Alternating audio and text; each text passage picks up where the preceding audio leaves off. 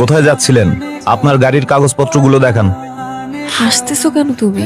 কিসের কাগজ দেখতে চাইতেছো ওনারা? আমার কাছে তো কোনো কাগজ নেই। হ্যাঁ, আপনার ড্রাইভিং লাইসেন্সটা দেখান। লাইসেন্স মানে? কিসের লাইসেন্স দেখতে চাচ্ছেন আপনারা? আপনি যে গাড়িটা চালাচ্ছেন সেই গাড়ির ড্রাইভিং লাইসেন্স। কোন গাড়ি? কোন গাড়ি মানে? এই তো এই গাড়ি। ও তেরি। কি হচ্ছে? আপনার গাড়ি কোথায়? আমার গাড়ি? আমি খাই জুম্মার খিচুড়ি, আমার আবার গাড়ি কোত্থেকে আসবে স্যার? এই ফাইজলামি শুরু করছেন আমার সাথে? আপনি যে গাড়ি দিয়ে আসলেন, আপনাকে বললাম এই গাড়ির কাগজপত্রগুলো শো করেন, ড্রাইভিং লাইসেন্স শো করেন। সেই গাড়ির কথা বলতেছি। আমরা তো হেঁটে যাচ্ছিলাম স্যার। ওনাদেরকে সন্দেহজনক মনে হচ্ছে, ওনাদেরকে থানায় নিয়ে যান। আপনার ফ্যামিলিতে কে কে আছে? সেটা জেনে আপনি কি করবেন? আপনি যদি তাকে থানায় ধরে নিয়ে যান, গাড়ির মতো তো সেও আপনাকে ভ্যানিশ করে দিবে। মানে? মানে এ স্যার কই স্যার কই আর কই? চলো, তো এখন গাড়ি ছাড়া আমরা কিভাবে যাব? গাড়ি দিয়ে যাব। ওই তো গাড়ি, কিভাবে সম্ভব? ওই যে বললাম ম্যাজিক। চলো। চলো।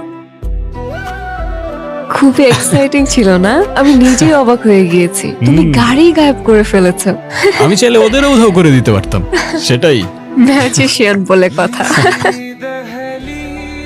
খুব ক্ষুধা লেগেছে, কিন্তু আমার কাছে তো কোনো টাকা নেই। আরে তুমি খাও না, টাকার চিন্তা কেন করছো? আমি আছি তো। Excuse me, yes madam. একটা সেট মেনু দিন। স্যার আপনার জন্য। খাবার মতো তো তেমন কিছু খুঁজে পাচ্ছি না। কি বলছেন স্যার, আমাদের এখানে এত কিছু থাকতে আপনি কিছুই খুঁজে পাচ্ছেন না? আমার তো এসব খেতে তেমন একটা ভালো লাগে না। তাহলে আপনি কি চাচ্ছিলেন স্যার? ডেজার্টে কিছু আছে? হ্যাঁ আছে তো স্যার। স্যার আমাদের এখানে 800 রকমের মিষ্টি আছে, আপনাকে কোনটা দিব? সব নিয়ে আসেন।